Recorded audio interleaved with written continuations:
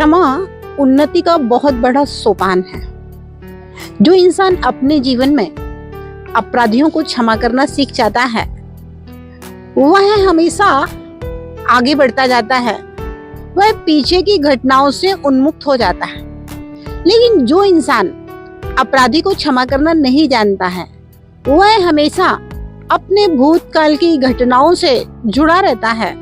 उसका दिमाग भूतकाल के अपराधियों के अपराधों को बार बार चिंतन करके, विचार करके, सोच करके एक कचड़े का गंदा डिब्बा बन जाता है।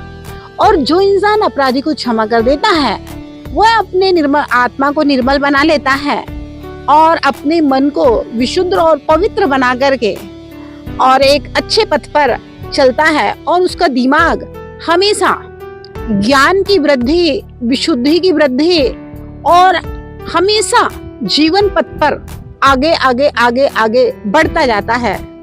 इसलिए ध्यान रहे, अपने जीवन में पिछले समय क्या घटनाएं हुई, किन्होंने क्या गलत किया है, उनके प्रति मैं दंड देने का या मैं उनके प्रति द्वेष रखने का भाव त्याग दूं, ऐसा मन में लाएं।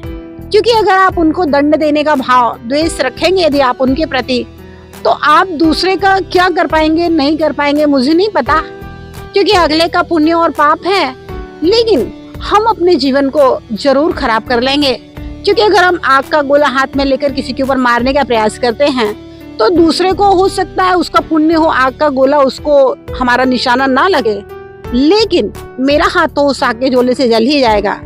इसलिए हम अपने जीवन में द्वेष भावनाओं को, ईर्ष्या भावनाओं को, अपराधी को दंड देने की भावना से अपने आप को बचा करके रखें। क्योंकि कर्म सिद्धांत अटल है, जो जैसा करेगा उसको वैसा अपने आप मिलेगा। हम किसी को दंड देने वाले कौन से जज होते हैं इस संसार के? इसलिए ना तो मैं कोई परमात्मा हूँ, ना कोई जज हूँ। इसलिए हम किसी को दंड देने की भावना, द्वेष भावनाओं से दूर होकर के सब कुछ क्षमा करके एक अच्छे पथ पर चलने और चलाने का प्रयास करेंगे, तो निश्चित रूप से ये मेरे अंतरंग की उत्तम क्षमा का भाव हमारे जीवन के लिए, हमारे मन की पवित्रता के लिए, हमारे उत्थान और उन्नति के लिए एक बहुत बड़ा वरदान बन जाएगा। और आप अपने लिए भी कुछ अच्छा कर सकेंगे और दूसरों के लिए भी बहुत कुछ अच्छा कर सकेंगे। और ऐसा करने का प्रयास अवश्य करना चाहिए।